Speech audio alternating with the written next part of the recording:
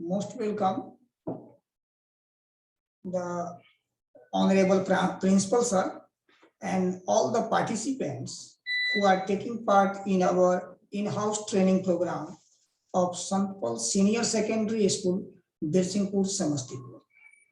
Today, resource persons, Mr. Manas Sinha will focus the topic upon the effective teaching. I would like to share some information to all the participants. Whenever you log out during the session, then you can rejoin from the source places. Now, I would like to call Mr. Manas Sinha to continue this digital session. So please, Manas Sinha, please.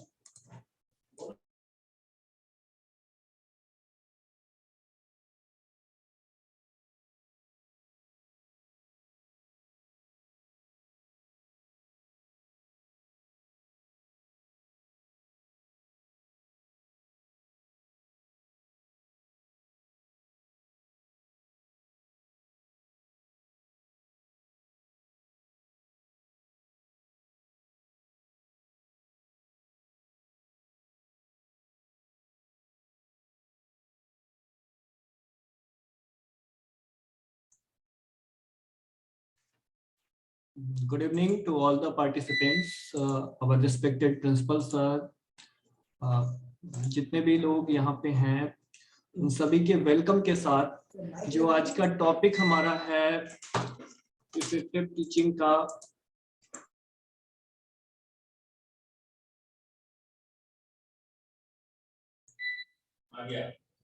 तो जो आज का topic है हमारा effective teaching, ये teaching जो पूरा का पूरा एक जितना भी टीचिंग से रिलेटेड, यानी जब भी बात टीचिंग की जाती है तो टीचिंग बहुत, अगर हम बहुत एंशिएंट टाइम से देखें टीचिंग को, एंशिएंट टाइम से लेते हुए आज जिस प्रेजेंट वर्ल्ड में हम रह रहे हैं, टीचिंग के वे भले बदल गए हों लेकिन टीचिंग की इम्पोर्टेंस नहीं बदली।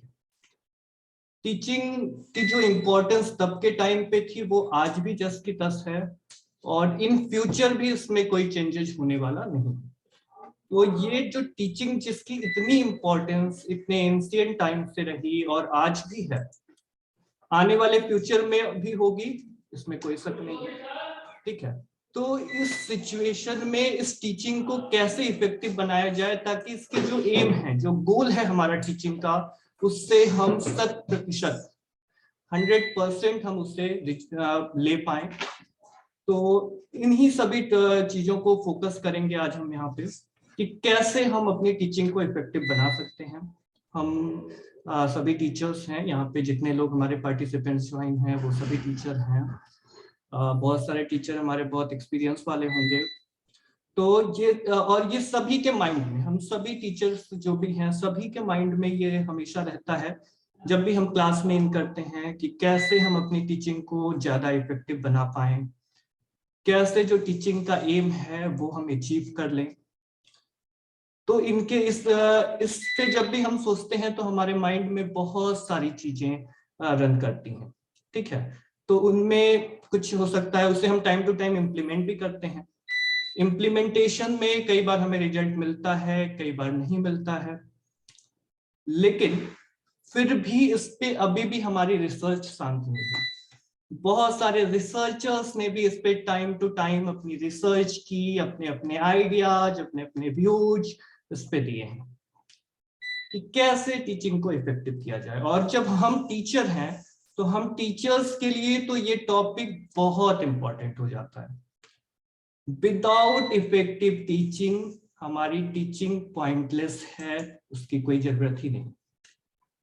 तो जिस चीज की फिर अगर हम कह दें कि अगर टीचिंग से हम एक वर्ड हटा देते हैं इफेक्टिवनेस, तो फिर टीचिंग का कोई मतलब ही नहीं है, वैल्यूलेस, कुछ है ही नहीं टीचिंग।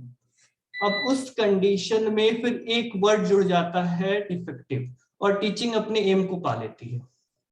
यानी जो इसका एम है ये उस एम को अचीव कर लेती है, उस गोल को अचीव कर लेती है, और टीचर्स भी सेटिस्फाइड होता है, स्टूडेंट भी सेटिस्फाइड होता है। स्टूडेंट, चूंकि ये जो टीचर्स हैं ये क्या है? ये फ्यूचर को बनाने वाले हैं, ठीक है।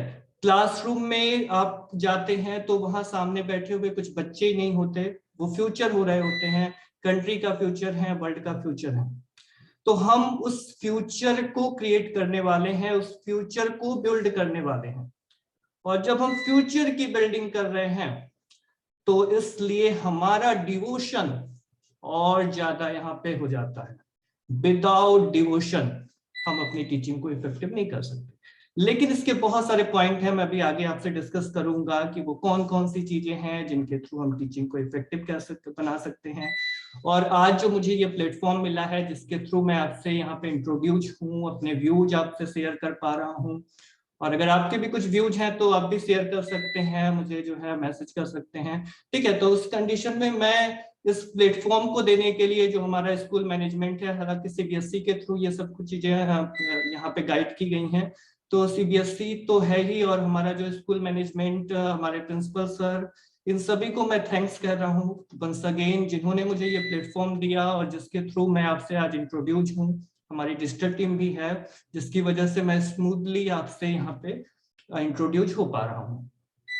तो इन सभी चीजों पे अब हम इसको थोड़ा सा इसको स्टेप बाय स्टेप अब यहाँ पे समझने का प्रयास करेंगे कि अगर हम एक टीचर हैं और हम इसके लिए आगे बढ़ रहे हैं, यानी जो हमारा टीचिंग का एम है, जो गोल है, उसको अचीव करने के लिए हम तैयार हैं, बिल्कुल रेडी हैं, तो फिर हम कैसे अपनी टीचिंग को इफेक्टिव करें, वो कौन कौन से वे हो सकते हैं जिनके थ्रू ऐसा किया जा सकता है, ठीक है। तो यहाँ पे जैसा कि मैं अभी आपको नेक्स्ट स्लाइड यहाँ पे कि कैसे जो है इफेक्टिव टीचिंग के एम को पाया जा सकता है। तो सबसे पहले देखिए, टीचिंग जो है वो किसके लिए आप करने जा रहे हैं। जाहिर सी बात है कि सामने कौन है, स्टूडेंट है। जो भी वहां पे है वो जो कि आपसे कुछ लेने के लिए वहां बैठा है, यानी उससे आपसे नॉलेज चाहिए, आपके एक्सपीरियंसेस चाहिए। अब देखिए होता क्या है कि टीचिंग के लिए जब हम अलग अलग जो हमारे एजुकेशनिस्ट रहे, जब हम इनके आइडियाज देखें, इनके विचार देखें, तो इसमें एक स्वामी विवेकानंद को जानना बहुत इंपॉर्टेंट हो जाता है कि आखिर इन्होंने टीचिंग पे क्या बोला, ठीक है। तो ऐसे बहुत से लोग रहे, लेकिन चूंकि मैं अभी, हम लोग इंडिया से बिलोंग करते हैं, तो मैं स्वामी विवेकानंद जिनके की स्पीचेज के लिए उनको जाना जा गया, शिकागो के स्पीच के लिए, तो आखिर उनके क्या व्यू थे टीचिंग पे, वो क्या चाहते थे कि एजुकेशन क्या होना चाहिए। एजुकेशन क्या केवल सिलेबस का नॉलेज भर है कि क्या हमने स्टूडेंट के सिलेबस कंप्लीट करा दिए, उन्हें सिलेबस का नॉलेज दे दिया और हमारी टीचिंग कंप्लीट हो गई, क्या यही एजुकेशन है, या इससे ज्यादा भी एजुकेशन होता है, या हमने स्टूडेंट को कुछ डिग्रियां प्रोवाइड कर दी, हमने उन्हें एजुकेशन दे दिया, या बहुत इसको और बिल्कुल बिलो लेवल पे लेके हम आए तो हम बोल दें कि स्टूडेंट को हमने लिटरेट भर कर दिया और एजुकेशन दे दी, क्या ऐसा है। तो ये सब बहुत सारे आइडियाज सभी के मन में चलेंगे, हम सभी टीचर्स हैं, जो लोग भी इस फील्ड से जुड़े हुए हैं वो और ज्यादा इस पे सोचते हैं, हमारे स्टूडेंट भी हैं, वो भी इस एज में हैं कि वो भी समझने का प्रयास कर रहे हैं कि आखिर हम स्कूल में हैं तो हम यहाँ से क्या क्या अचीव कर रहे हैं। तो इसमें स्वामी विवेकानंद ने क्या कहा, उनके जो विचार थे वो मैं आपसे शेयर करता हूँ। उन्होंने कहा कि जो टीचिंग है वो स्टूडेंट को सेल्फ का नॉलेज देना है, यानी कि शिक्षा का काम है आत्मज्ञान को देना, आपकी खुद को, आपको खुद का नॉलेज हो जाए, सेल्फ नॉलेज हो जाए, ठीक है, आपको सेल्फ नॉलेज हो जाए कि आप क्या हो, ठीक है। अगर आपको अच्छी शिक्षा मिली है तो आपको ये नॉलेज हो जाएगा कि आप क्या हो, आपका जिस प्रेजेंट इन्वायरमेंट में रह रहे हो उस प्रेजेंट इन्वायरमेंट में आपको कैसे डील करना है, आपका रोल क्या है, आप क्यों आपने जीवन पाया है, ठीक है। ये सेल्फ ज्ञान आपको मिल जाएगा अगर आपके अंदर एजुकेशन है, शिक्षा है, ये कहना था स्वामी विवेकानंद का, ठीक है। तो यहाँ पे हम टीचिंग को यूं ना समझें कि कुछ सब्जेक्ट्स, कुछ बुक्स, कुछ किताबें, उनके सिलेबस, यही टीचिंग है। तो अगर हम ऐसा सोचते हैं तो ये बहुत ही छोटी थिंकिंग हमारी है।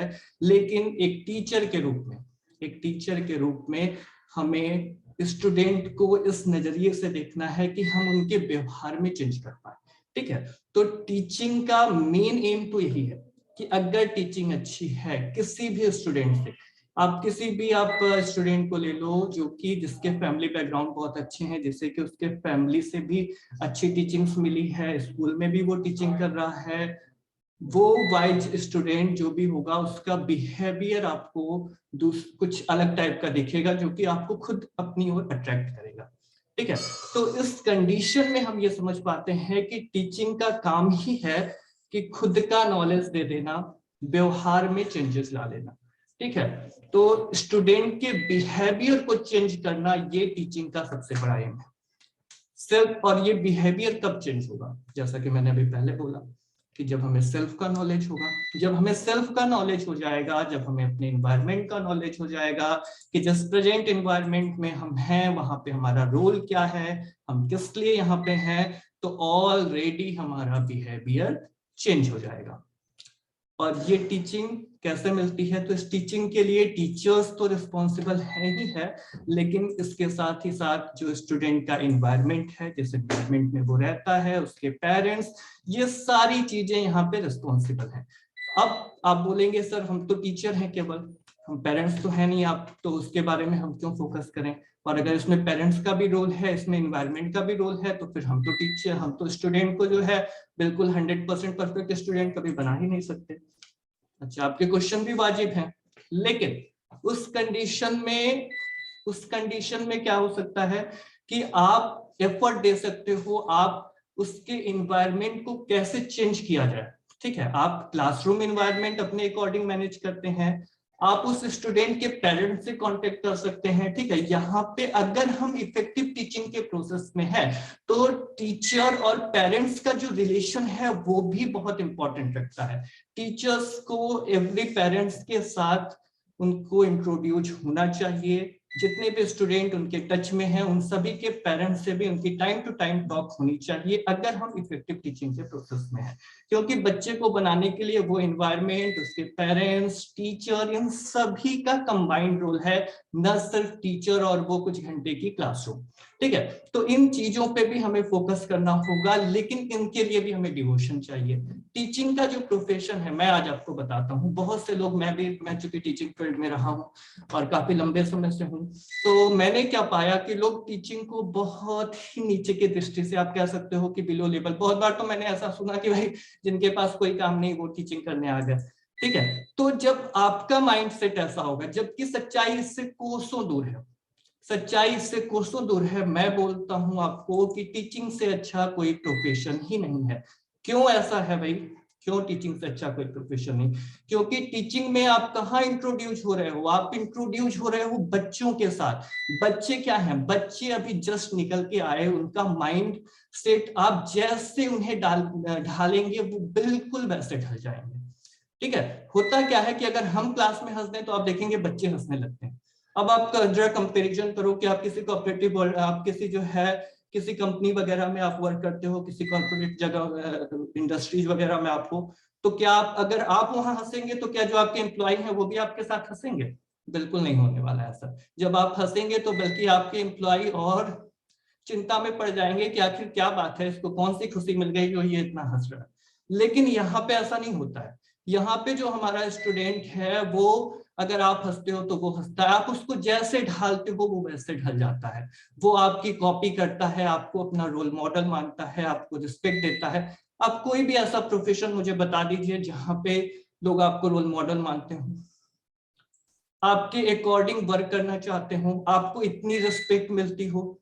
गॉड के अलावा अगर किसी के आगे हाथ जोड़े जाते हैं तो वो टीचर ही है। डॉक्टर का भी नंबर शायद उसके बाद आता है। डॉक्टर भी कहीं जो है जब पेशेंट की अच्छे से ट्रीटमेंट कर देता है तब कहीं लोग उसको थैंक्स कहते हैं। लेकिन यहाँ तो टीचर आया, टीचर ने कुछ टीचिंग नहीं भी की तो भी क्लासरूम में बस स्टूडेंट ने ये जाना कि हाँ टीचर है, और वो उनको जो है अपने तरीके से जो भी वो उनके लिए रिस्पेक्ट पे कर सकता है कर देता है। जो हमारे पेरेंट्स हैं वो भी करते हैं। ठीक है, तो इस कंडीशन में यहाँ पे हम कैसे कह लें कि हम एक ऐसे प्रोफेशन में हैं जो कि अच्छा नहीं है, बहुत अच्छा प्रोफेशन है। और मैंने अभी बहुत स्टार्टिंग में आपको बोला कि हम फ्यूचर बना रहे हैं, फ्यूचर बना रहे हैं। ठीक है, और जितने भी आप जगहों पे वर्क करोगे वहां पे आप फ्यूचर किनका बना रहे होते हो? उन इंडस्ट्रीज के मालिक का। जिन इंडस्ट्रीज के ऑनर्स के लिए आप वर्क करते हैं, आप उनका फ्यूचर बना रहे होते हैं कुछ बेसिस पे।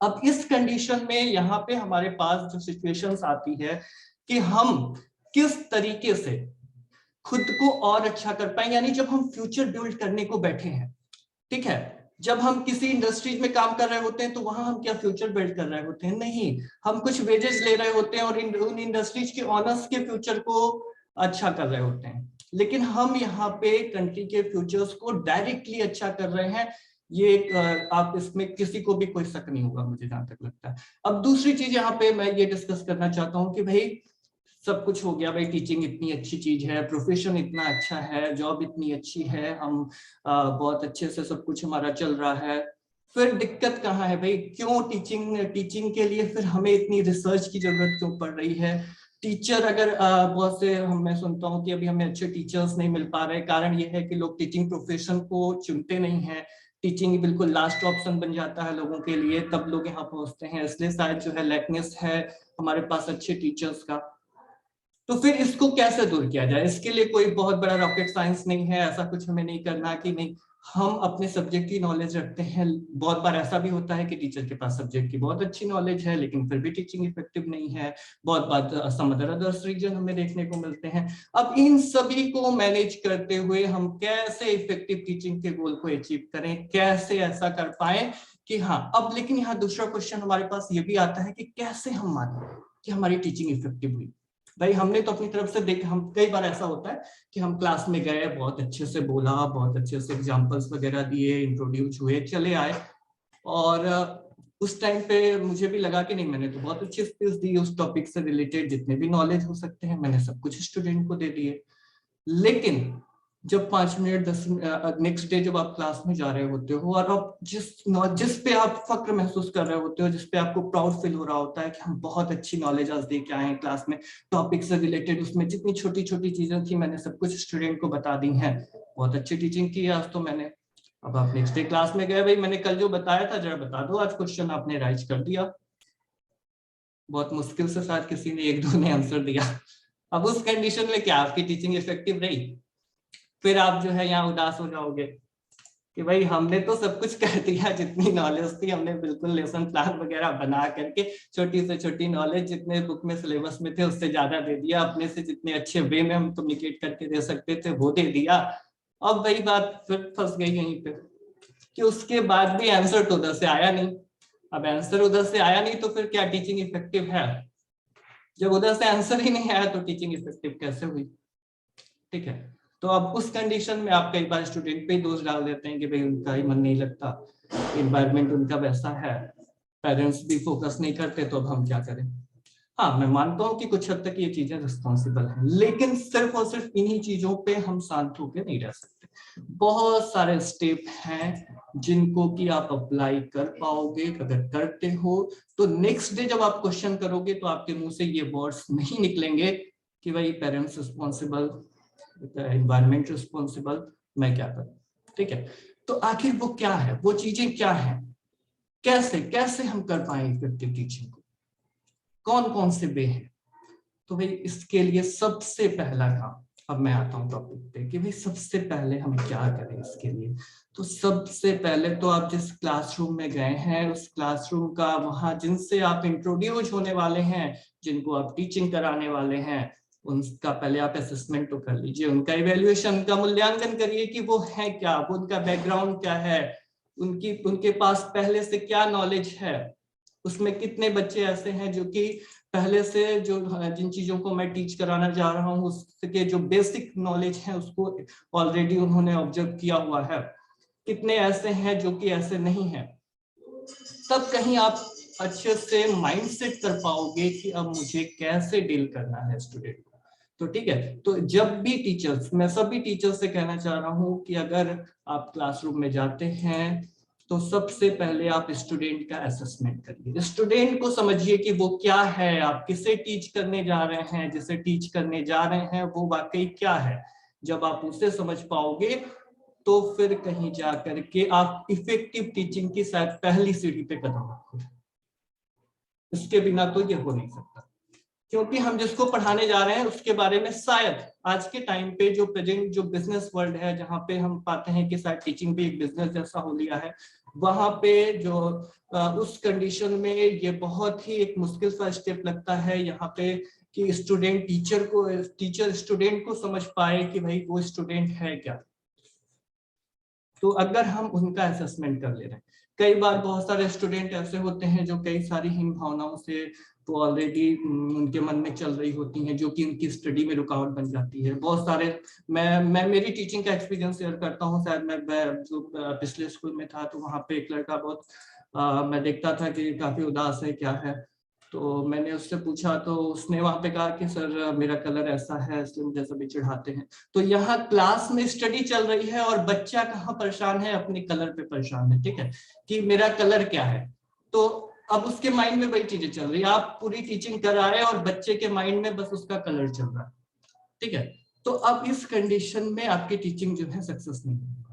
और दूसरी चीज क्या है कि उसमें उस बच्चे का भी कोई रोल नहीं है, उसमें उस बच्चे की भी कहीं कोई गलती नहीं है, ठीक है, कि ऐसा नहीं है कि वो बच्चा जानबूझ के वहां पढ़ नहीं रहा है, बल्कि वो ऑलरेडी उसको पहले से माइंड में कुछ डाल दिया गया है, वो उन्हीं उलझनों में परेशान है इसलिए वो नहीं पढ़ पा रहा। लेकिन अगर हमारा टीचिंग के प्रति डिवोशन है और अगर हम एक अच्छे टीचर हैं, तो अगर हमने उसका असेसमेंट कर लिया है तो जाहिर सी बात है कि हमारे पास बहुत से वे हैं, बहुत से एग्जाम्पल्स भरे पड़े हैं जिनके थ्रू हम बहुत ही कम टाइम में बहुत ही अच्छे से उसके माइंड से उसकी ये जो हीन भावना है, ये जो प्रॉब्लम्स है, इसको निकाल सकते हैं। लेकिन पहले हम इसे फाइंड आउट तो करें, फाइंड आउट करने के बाद ही कहीं हम निकाल पाएंगे।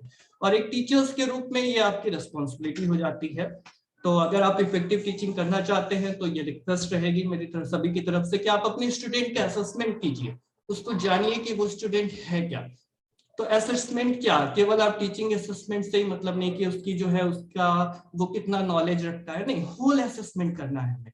टीचिंग से रिलेटेड, स्टडी से रिलेटेड, एजुकेशन से रिलेटेड असेसमेंट तो हमें करना ही है कि भाई उसके पास कितनी पहले से नॉलेज है, कितनी प्रीवियस नॉलेज वो रखता है। लेकिन इसके अलावा हमें ये भी असेस करना है कि उसके मन में कुछ और भी प्रॉब्लम्स हैं। कई बार ऐसा भी होता है कि जो बच्चे हमारे घर हमें क्लासरूम में मिलते हैं वो अपनी फैमिली प्रॉब्लम से बहुत डिस्टर्ब होते हैं। मैं मेरे एक्सपीरियंस से आपको बता पा रहा हूँ, ऐसे बच्चे होते हैं जो कि ऑलरेडी घर में माँ बाप झगड़ रहे होते हैं, बच्चों के माइंड में बस वही चल रहा होता है कि पापा मम्मी से झगड़े, मम्मी पापा से झगड़ी, फिर शाम को जाएंगे फिर घर में झगड़ा होगा, वो माइंड में वही चल रहा है, आपकी टीचिंग वहां पे काम ही नहीं कर पा रही। तो हम अगर एसेस कर ले रहे हैं कि किनके फैमिली से बच्चे किस फैमिली से आ रहे हैं, वहां क्या प्रॉब्लम है, उनके मन में उनके लिए क्या चल रहा है, तो इन सभी चीजों को समझने के बाद हम कहीं अच्छे से डील कर पाएंगे। तो डीलिंग तभी होती है, अगर आप किसी डॉक्टर के पास भी जाते हो तो वो बोलता है कि पहले आप अपनी बीमारी के बारे में मुझे अच्छे से बताओ, अदरवाइज फिर मेडिसिन तो कारगर होने वाली नहीं है। तो अगर आप टीचर हैं और आप अपने पेशेंट को नहीं जान पा रहे हैं, वहां स्टूडेंट एक तरीके से पेशेंट हुआ, तो वो आप उसे ही नहीं समझ पा रहे और फिर आपकी टीचिंग कहाँ से वहां काम करने वाली है, ठीक है। तो इसलिए पहले उसका असेसमेंट आप कर लीजिए। अब दूसरी बात यहाँ पे आती है क्लासरूम एनवायरनमेंट की, कि क्लासरूम एनवायरनमेंट कैसा होना चाहिए। तो क्लासरूम एनवायरनमेंट बहुत इंपॉर्टेंट। अभी मैंने आपको बोला कि जो इन्वायरमेंट होता है ये किसी भी पर्सन, किसी भी स्टूडेंट, मैं तो एवरी पर्सन के लिए कहता हूं, लेकिन अभी हम बात स्टूडेंट पे कर रहे हैं, वी ऑल आर टीचर्स, और हम सभी यहाँ पे इसीलिए जुड़े हुए हैं ताकि हम अपनी टीचिंग को अच्छे से अच्छा बना सके। तो इसलिए मैं अभी यहाँ पे स्टूडेंट फोकस हो जाता हूँ। और स्टूडेंट की जब हम बात कर रहे हैं और हम बात करते हैं क्लासरूम इन्वायरमेंट की, और बच्चा जो होता है उसका जो भी पूरा स्टडी का जो भी पूरा सिनेरियो चल रहा होता है वो सब कुछ चलता है क्लासरूम में। क्लासरूम में उसे सब्जेक्ट वाइज जो है टीचर्स मिलते हैं, उनके अकॉर्डिंग वो पढ़ता है। तो वहां पे जब उस क्लासरूम का एनवायरनमेंट अकॉर्डिंग टू टीचिंग होगा, टीचिंग एनवायरनमेंट हम कैसे जो है क्लासरूम में क्रिएट करें, अगर हम टीचिंग एनवायरनमेंट को क्रिएट कर पाते हैं तो जाहिर सी बात है कि हमारी जो टीचिंग है वो इफेक्टिव हो जाएगी। अब बात यहाँ पे ये आती है कि भाई कैसे कैसे बनाया जाए क्लासरूम का एनवायरनमेंट, वो कौन कौन से वे हैं जो क्लासरूम एनवायरनमेंट को अच्छा कर सकते हैं, कैसे। तो सबसे पहले तो क्लासरूम एनवायरनमेंट के लिए एक बहुत जो है बहुत छोटा सा वर्ड है, डिसिप्लिन। ठीक है, डिसिप्लिन्ड हो क्लास। अगर क्लासरूम पूरा डिसिप्लिन्ड है, अगर स्टूडेंट्स आपके कंट्रोल में हैं, तो जाहिर सी बात है कि आप भी एक एक स्टूडेंट पे आपका भी आई वाइज फोकस होगा कि कौन स्टूडेंट क्या कर पा रहा है। और जब हम उन्हें बाई फेस देखते हैं तो ऑलरेडी उनके फेस से भी हमें समझ में आ जाता है कि कौन सा स्टूडेंट मेरी कही हुई बातों को कितना ऑब्जर्व कर पा रहा है।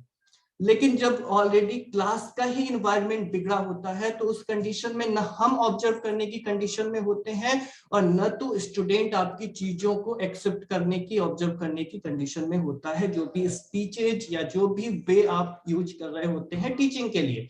तो इसके लिए यहाँ पे ये जरूरी हो जाता है हमारे लिए कि हम क्लासरूम के एनवायरनमेंट को मैनेज करें, और वहां पे आप ही को सब कुछ करना है। पूरा का पूरा क्लास आपके अंडर में है। जब आप क्लासरूम में एंट्री कर लिए तो फिर आप अपने अकॉर्डिंग क्लासरूम को बना सकते हैं, मैनेज कर सकते हैं अपने वे के अकॉर्डिंग, जैसे आप टीचिंग करना चाहते हो। देखो, टीचिंग के भी अलग अलग वे होते हैं, केवल लेक्चर टीचिंग ही नहीं है कि हमने स्पीच दिया और टीचिंग हो गई।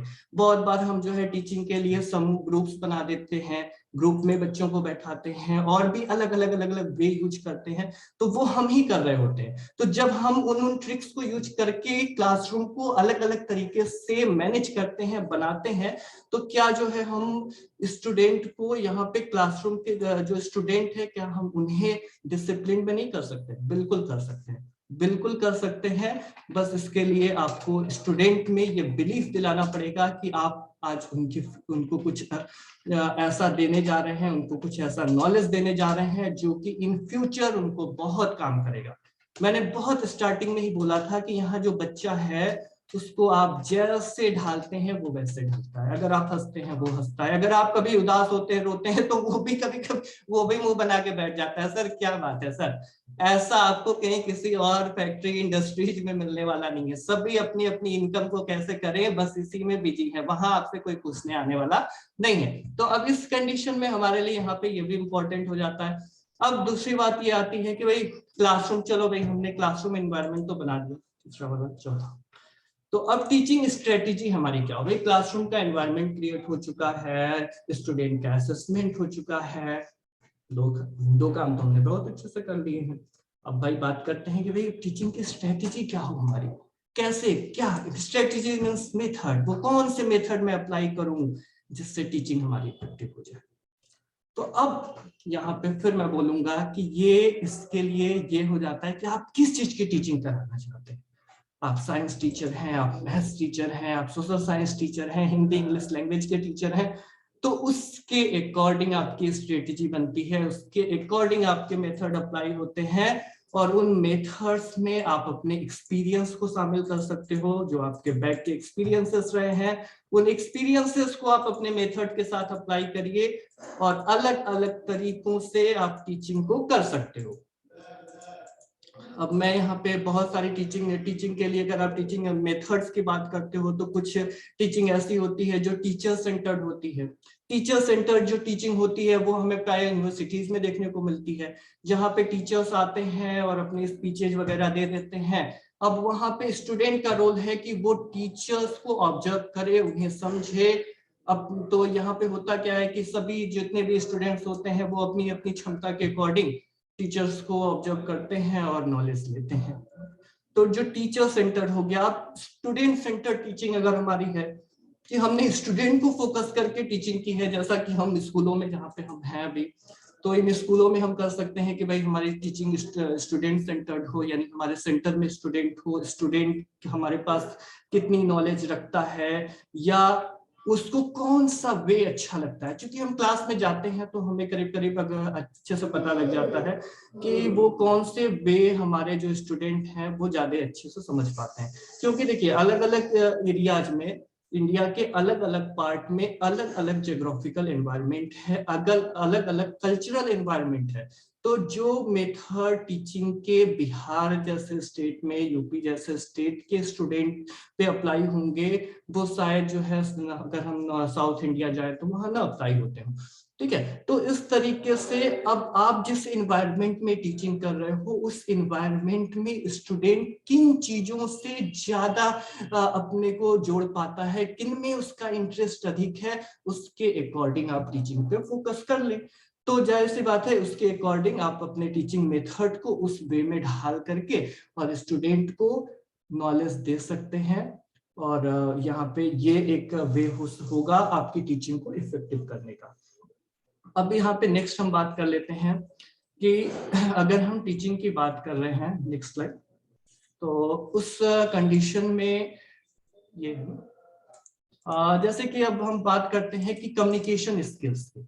अब हमने यहाँ पे बात की कि टीचिंग मेथड्स हमने अप्लाई कर दिया, ठीक है, लेकिन कम्युनिकेशन स्किल्स के लिए अब हम क्या करेंगे? भाई कम्युनिकेशन स्किल के लिए तो ये कहा गया है कि जो हमारा कम्युनिकेशन स्किल है विदाउट इसके, इस पे तो बहुत सारी कहावतें हैं, अगर आप बुक उठा लो तो कम्युनिकेशन स्किल्स की जितनी इंपॉर्टेंस बताई गई है शायद ही किसी दूसरे टॉपिक की हो। और ये टॉपिक कम्युनिकेशन स्किल आप दुनिया के किसी भी प्लेटफॉर्म पे किसी भी जगह पे अप्लाई कर लो, हर जगह पे अगर कम्युनिकेशन स्किल बेटर है तो आपको रिजल्ट बहुत अच्छे मिलने जा रहे हैं।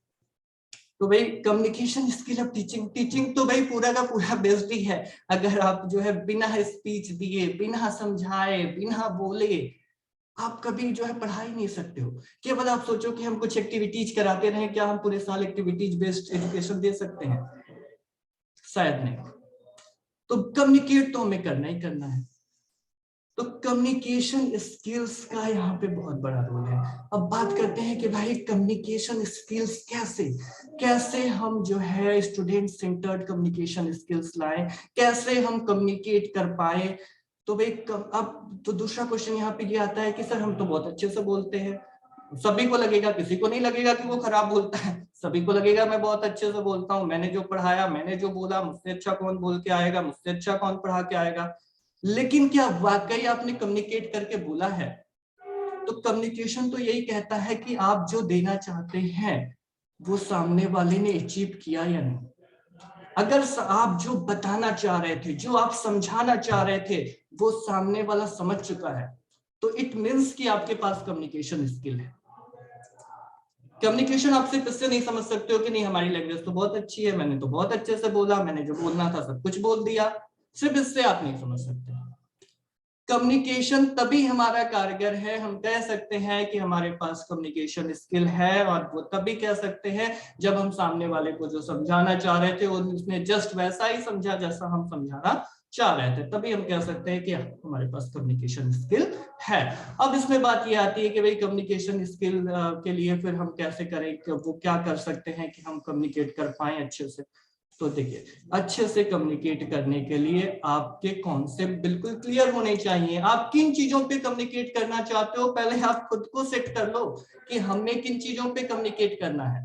तो अगर आपका कॉन्सेप्ट क्लियर है तो जाहिर सी बात है कि आप जो भी बोलोगे उसी पे सेंटर्ड होके बोलोगे। तो आपकी कम्युनिकेशन, दूसरी चीज होती है कि लैंग्वेज हमारी ऐसी हो जो कि लोगों तक आसानी से पहुंच सके। अगर हम बहुत सारे ऐसे टिपिकल वर्ड यूज करते हैं जिनके मीनिंग शायद हमें खुद भी ना पता हो लेकिन हम दूसरों को सुनाने के लिए यूज कर लें, तो वहां पे आप खुद कम्युनिकेट खुद से खुद को नहीं कर पाए हो और आप दूसरों को कम्युनिकेट कैसे करोगे? ठीक है, तो इसके लिए हमारी लैंग्वेज यहाँ पे बहुत इंपॉर्टेंट हो जाती है कम्युनिकेशन करने के लिए। तो इन सभी चीजों का जब हम मिक्सचर बना लेते हैं तो ऑलरेडी हम बेटर कम्युनिकेट कर पाएंगे और उस कम्युनिकेशन के थ्रू हम अपनी टीचिंग को इफेक्टिव बना पाएंगे। टीचिंग बिलो लेवल से, यानी बिल्कुल प्राइमरी लेवल से स्टार्ट करते हुए आप बिल्कुल यूनिवर्सिटी लेवल तक चले जाइए, हर जगह विदाउट कम्युनिकेशन टीचिंग नहीं होती।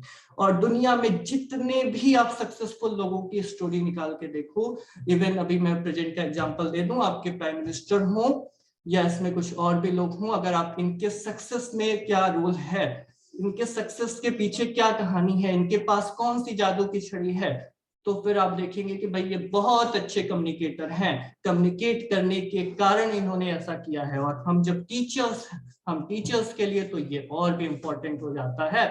हम टीचर्स को यहाँ पे अपनी कम्युनिकेशन स्किल्स के लिए बहुत सी प्रैक्टिसेस हम कर सकते हैं। और हाँ, एक चीज मैं आपको और बोल दूं, अगर आप भी अच्छे कम्युनिकेटर बनना चाहते हैं तो आपको सबसे पहले एक अच्छा लिसनर बनना है। अगर हम चीजों को अच्छे से लिसन कर सकते हैं तो फिर जाहिर सी बात है कि जब हमने सामने वाले को लिसन किया और हमने माइंड में उसने क्या क्या बोलने में क्या गलती की, जब हमारे माइंड में ये चीजें दौड़ी ना, तो फिर ऑलरेडी जब हम बोल रहे होंगे ना तो उन गलतियों को हम साइड कर देंगे।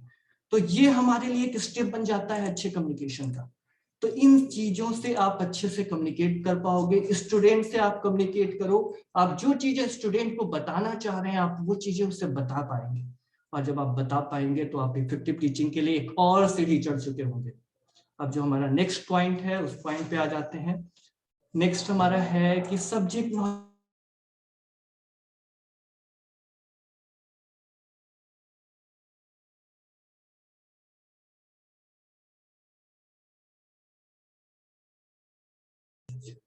मैं जिन लोगों का भी लिंक कट जा रहा हूँ, चूंकि टाइम हो चुका है करीब लिंक खत्म होने का, तो अगर ऐसा कोई भी है तो वो फिर से रिज्वाइन कर ले आप। और ऑलरेडी आप लोग बहुत बार ऐसे मीटिंग ज्वाइन कर चुके हैं, लेकिन मैं फिर से आपको यहाँ पे रिमाइंड कर दे रहा हूँ कि अगर ऐसा है तो आप फिर से वहां पे ज्वाइन कर ले, फिर से उसी लिंक पे जाके।